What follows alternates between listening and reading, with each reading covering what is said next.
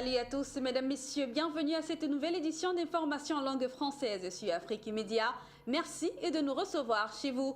Nous ouvrons ce bulletin d'information aujourd'hui par la Guinée et Conakry où l'opposition a annoncé une série de manifestations dans le pays. L'installation sélective des conseils communaux irrite donc l'opposition. Au terme d'une réunion ce mercredi 10 octobre 2018 au quartier général de l'Union des forces démocratiques de Guinée, les opposants au régime Alpha Condé ont annoncé une série de manifestations qui débutera par une journée ville morte le mardi 16 octobre prochain.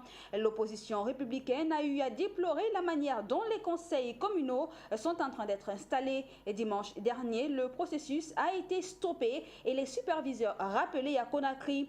Cette installation continue dans certaines communes rurales et urbaines.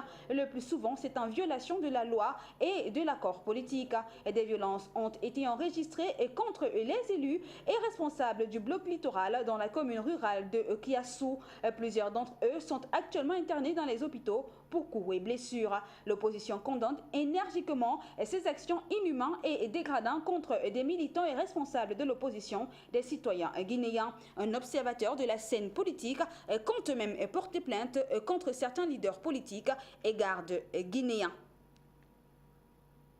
Nous mettons le cap cette fois-ci en Éthiopie où les militaires sont descendus dans les rues ce 10 octobre 2018 pour réclamer la revalorisation de leurs soldes. Une doléance à laquelle le Premier ministre Abiy Ahmed entend répondre sous peu. En les recevant donc, Abiy Ahmed leur a reproché la mauvaise procédure utilisée pour faire valoir ces revendications tout à fait légitimes.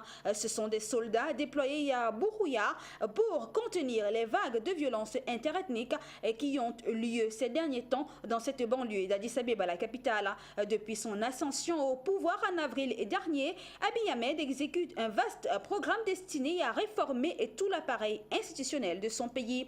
Et parmi ces réformes, l'abandon des accusations de terrorisme à l'endroit des groupes rebelles, sans oublier la paix dans la sous-région, en mettant fin à près de 20 ans de conflits frontaliers avec le voisin érythréen. Mais les violences interethniques pourraient faire dérailler le train des mesures réformatrices que le leader de 42 ans entend mettre en œuvre dans son pays. Cap cette fois-ci en République démocratique du Congo, une nouvelle vague de manifestations a été réprimée par la police. C'était à Beni ce 10 octobre 2018. Ce sont donc les élèves de cette région-là qui manifestaient contre les tueries des civils. Et les enseignants se sont donc joints à eux, ceci en mettant un terme justement au cours dans cette région de Beni. C'est un reportage signé par notre correspondant Justin Kabumba depuis la RDC. Nouvelle manifestation ce mercredi après celle de mardi 9 octobre 2018. Les élèves de Beni manifestent contre les tueries de civils dans cette partie est de la République démocratique du Congo. Les militaires sont intervenus aux côtés de la police nationale congolaise pour tirer en l'air en fait de disperser les manifestants. D'autres personnes se sont spontanément jointes aux élèves. Plusieurs personnes curieuses ont été visibles le long du boulevard Nyamwisi où des barricades ont été érigées par les élèves qui manifestaient. Les activités socio-économiques sont restées paralysées toute la journée dans la ville de Beni. Écoles, magasins, boutiques et petits commerces sont restés fermés. Les enseignants du syndicat des enseignants du Congo et ceux du syndicat national des écoles conventionnelles catholiques ont décidé de suspendre les cours suite à cette persistance de l'insécurité dans la ville de Beni. Décision prise ce mercredi au cours d'une assemblée générale extraordinaire qui a réuni plus de 60 délégués syndicaux de toutes les écoles de Beni. Ces enseignants revendiquent aussi le retour de la sécurité en commune de Rwenzori où plusieurs écoles et écoliers ne sont pas en train de suivre les cours depuis une semaine suite aux incursions répétitives des rebelles ougandais ADF dans cette partie de la ville de Beni en République démocratique du Congo. Toujours en République démocratique du Congo, l'Institut congolais pour la conservation de la nature a donc réagi ce 10 octobre 2018 sur les allégations des femmes violées par les éco-gardes. Ces faits remontent donc au 19 septembre 2018. C'est un récit de notre correspondant Justin Kabouba depuis la RDC. L'Institut congolais pour la conservation de la nature ICCN éclaire l'opinion publique sur les dossiers de 5 femmes violées dans le parc national de Virunga à l'est de la République démocratique du Congo. Ces femmes étaient à la recherche de bois de chauffe lorsqu'elles étaient tombées dans les filets de personnes qui seraient identifiées comme les éco-gardes de l'ICCN avaient précisé une femme victime. Information que l'ICCN rejette en bloc. Dans un point de presse animé ce mercredi 10 octobre 2018 à Goma, l'Institut congolais pour la conservation de la nature a indiqué qu'aucun garde de parc n'était présent dans la zone lors de l'incident. Wenga Moulay précise également qu'il est difficile d'attribuer aux éco-gardes ces viols car selon lui ces derniers n'étaient pas dans la zone pendant cette période du fait que leur système de commande enregistre toutes les positions des éco-gardes. Donc l'enquête que nous avons menée a d'abord fait établir la première chose, c'est que les gardes n'étaient pas présents dans cette zone pendant cette période où on dénonce ces actes de violence, des violences faites à cette victime.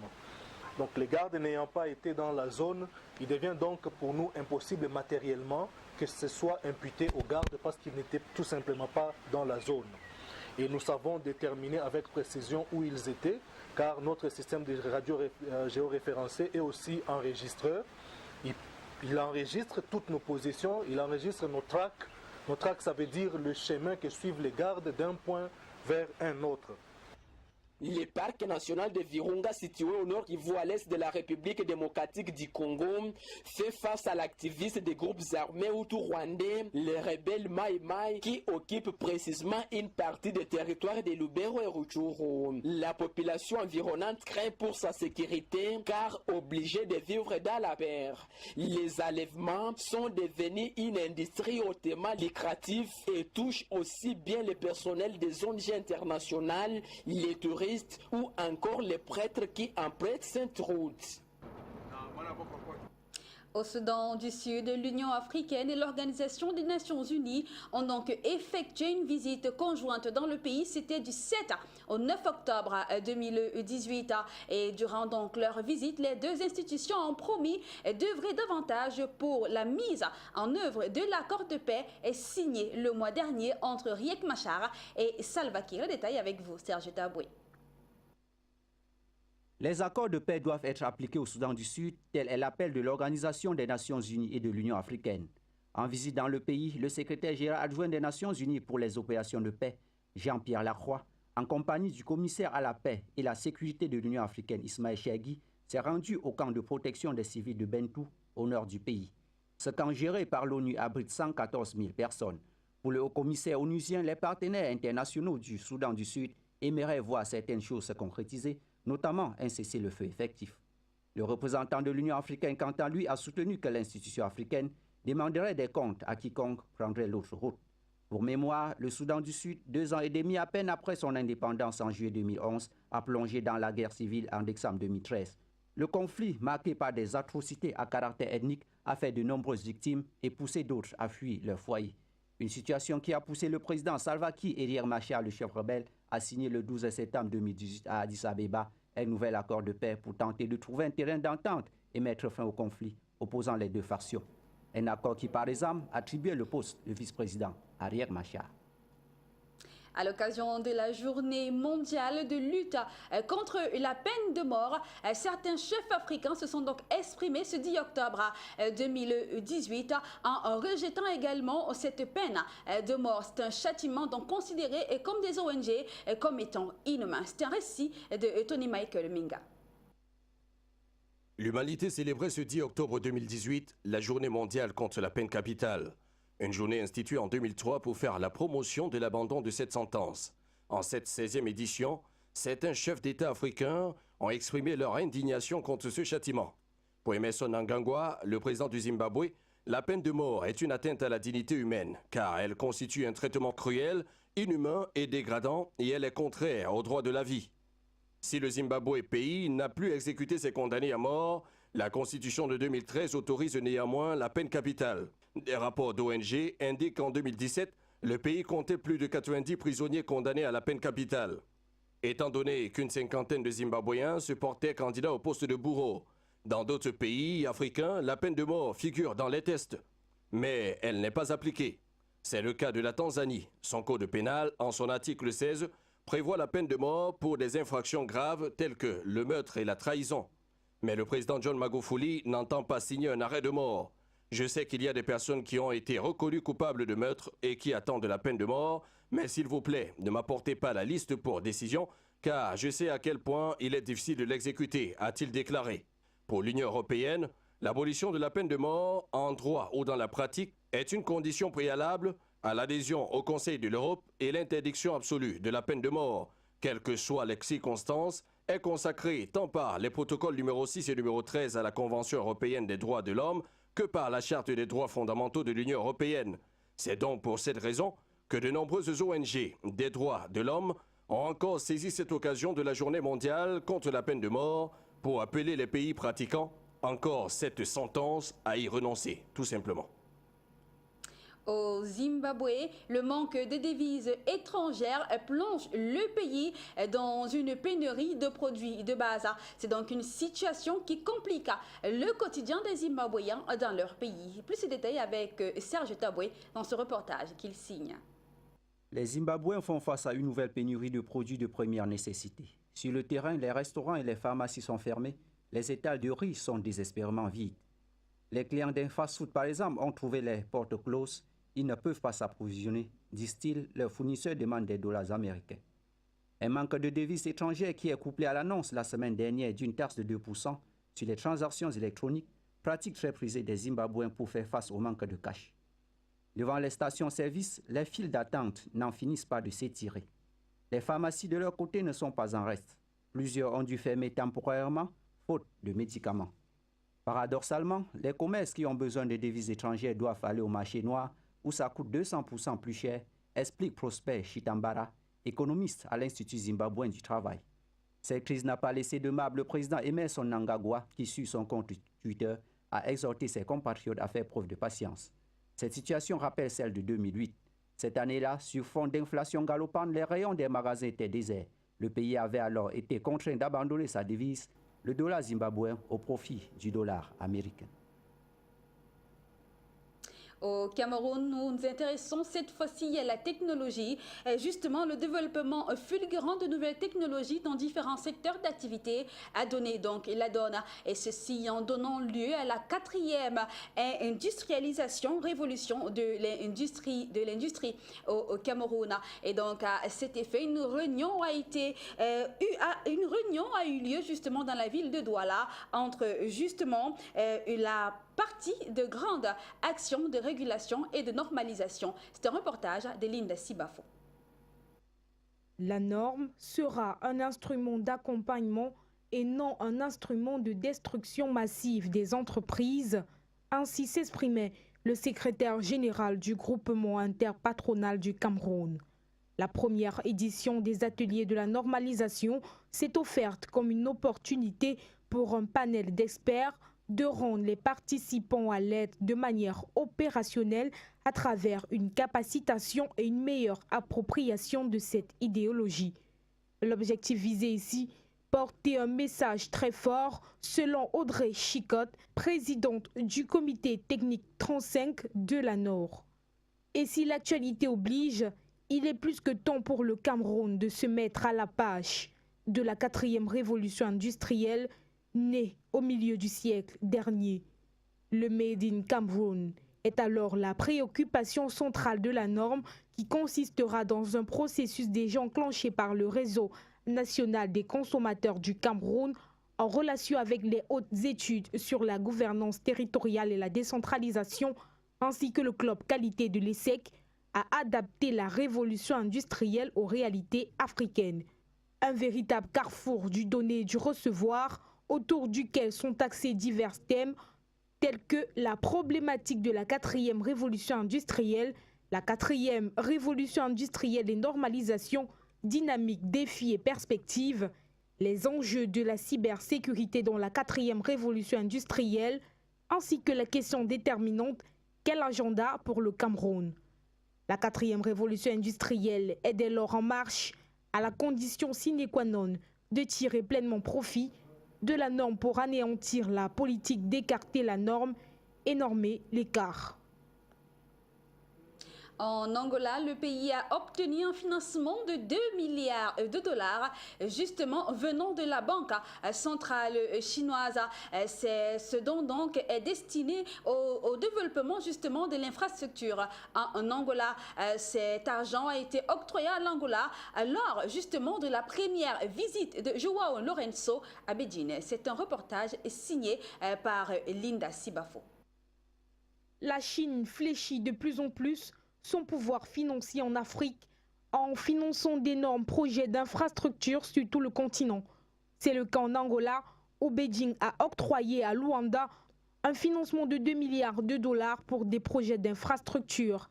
Les détails des conditions de financement n'ont pas été dévoilés. Le ministère des Finances n'a pas immédiatement répondu à une demande de confirmation de l'information. Le pays de João Lourenço, deuxième producteur de pétrole d'Afrique, est en train d'essayer de diversifier son économie depuis la chute du prix du brut en 2014, qui l'a plongé dans la récession. L'inflation est supérieure à 20% par an et au moins un travailleur sur 5 est sans emploi.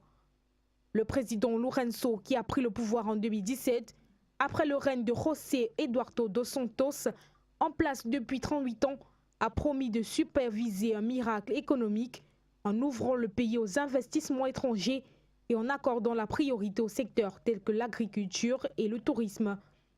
Mais jusqu'à présent, la croissance est restée lente. Les investisseurs sont de plus en plus préoccupés par le fardeau croissant de la dette de l'Angola qui, selon le gouvernement, devrait atteindre 77,3 milliards de dollars, soit 70,8% du PIB d'ici fin 2018. Sur cette somme, environ 21 milliards et demi de dollars était déjà dû à la Chine avant la visite de Lourenço dans ce pays. Nous mettons le cap en Sierra Leone où le pays justement sursoit à son projet de construction d'un nouvel aéroport qui était donc destiné à la Chine. C'est la Chine qui devait construire justement ce nouvel aéroport en Sierra Leone. C'est un projet justement de 400 millions de dollars justement qui a été retiré à la Chine. Les détails avec Lydienne Ndedi. Ce contrat couvrait la construction non seulement d'un nouvel aéroport, mais également une nouvelle ville et d'une zone économique spéciale. Mais à en croire le ministre sierra-léonais de l'aviation, Cabinet Calonne, la Sierra Leone n'a pas besoin d'une telle infrastructure actuellement. Raison évoquée, la lourde charge financière qu'elle implique alors qu'elle sera sous-exploitée. Cet argument est d'autant plus plausible pour l'administration du nouveau président Julius Maada Bio que le pays a du mal à se sortir de la crise économique qui le ronge. En attendant, Freetown préfère rénover son actuel aéroport. Toutefois, comme le souligne le ministre de l'Aviation, le gouvernement ignore encore les répercussions financières que pourrait avoir l'annulation de ce contrat. Lancé en mars dernier, le nouvel aéroport devait être livré en 2022. À l'époque déjà, le projet avait suscité de vives polémiques. La Banque mondiale et le FMI s'y étaient notamment opposés, affirmant que la Sierra Leone pourrait difficilement se permettre un projet aussi ambitieux en raison de son lourd endettement. Toujours en Sierra Leone, le pays s'oppose à sa suspension venant donc de la FIFA pour ingérence gouvernementale et le fait savoir à l'instance fêtière du football. La présidente de la fédération a adressé une lettre à cette dernière pour demander la levée de la sanction afin de permettre à son équipe nationale de pouvoir disputer ces deux matchs contre le Ghana en éliminatoire de la CAN 2019. Le gouvernement projette de son côté d'envoyer une délégation au siège de la FIFA à Zurich d'Afrique pour des discussions. Mais la patronne de la fédération veut que les questions en suspens soient d'abord réglées. Pour rappel, c'est sa situation avec son secrétaire général Chris et Camara par le ministre des Sports qui a enchaîné la suspension du pays par la FIFA. La tutelle révèle avoir déjà rencontré les deux responsables fédéraux pour lancer le processus de médiation en vue de la levée de la suspension.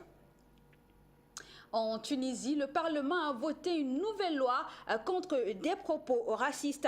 Le Parlement tunisien l'a donc voté mardi soir, une loi très attendue de longue date criminalisant des propos racistes, l'incitation à la haine et les discriminations. Une avancée est qualifiée d'historique par les associations défendant les minorités.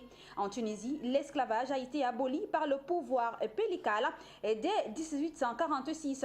La loi numéro 11/2012 sur l'élimination de toute forme de discrimination raciale prévoit des peines allant de 1 à 1 an de prison et jusqu'à 1000 dinars, soit 300 € d'amende pour des propos racistes, l'incitation à la haine, les menaces racistes, la diffusion et l'apologie du racisme, ainsi que la création ou la participation à une organisation soutenant de façon claire et répétitive les discriminations sont passibles de 1 à 3 ans de prison et jusqu'à 3000 dinars, soit 1000 € d'amende.